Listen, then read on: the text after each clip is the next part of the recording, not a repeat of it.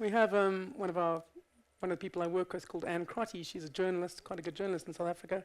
She is of Irish extraction. She spends most of her time there. So she sent me some questions, and one of them was, do you think that Kilconomics has gone too mainstream? But in a way, that's obviously the question that bursts load shedding, I think, and causes it to kick in.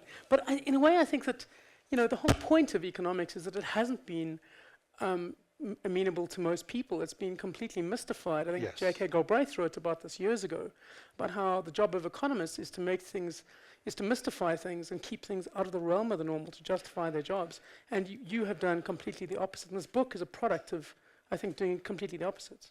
Well, it's interesting, Rob, that you mentioned Galbraith, because one thing that struck me about economics was how conventional economic thinking is, and has been for many, many years. And Galbraith said something extraordinary about conventional thinking. He said, when faced with the choice between changing his mind and finding the proof not to do so, the conventional man always gets busy looking for the proof.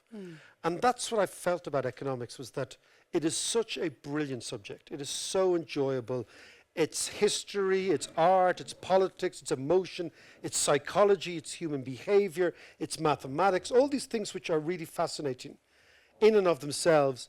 And yet, when economics is communicated to people, all the joy is taken out of it, all the life. I mean, economics is nothing more than the study of people's everyday lives and how we deal with each other and how we deal with money and how we deal with society.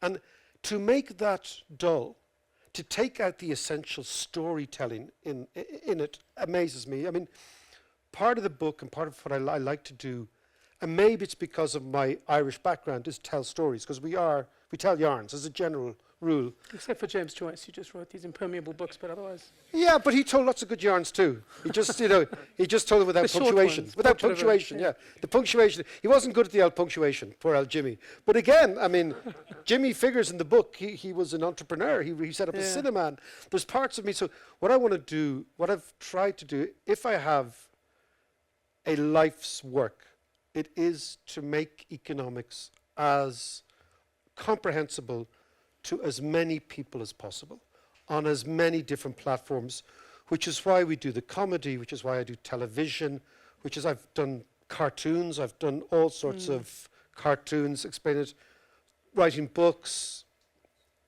simply because it's too important to be left to economists. I really think so. Yeah.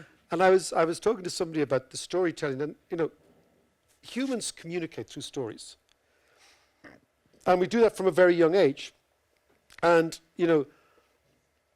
if your kids are awake at night and they're anxious, what you do is you sit beside them, you stroke their hair, and you tell them stories. And it calms them right down. I've never seen a kid calm down with algebra, right? And that is what economists do. They try to tell the story of humanity with algebra and with numbers. The numbers are essential because you need to quantify things. Numbers are essential because they give you that beautiful thing, precision. But they can be deployed, certainly as I've seen in Ireland and the UK, to bully people. So mathematics, when it's at its most interesting, is an unbelievably elucidating shortcut, in effect. But I find that over the years, economists use mathematics to bully people and to show how clever they are.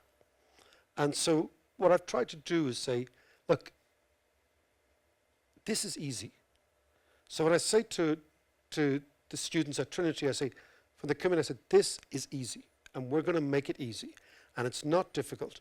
And we're going to take it in a very logical, practical, and funny way. And the journalism probably does the same thing. Or at least hopes. Sometimes you hit, and sometimes, as you and I know, you miss. Yeah.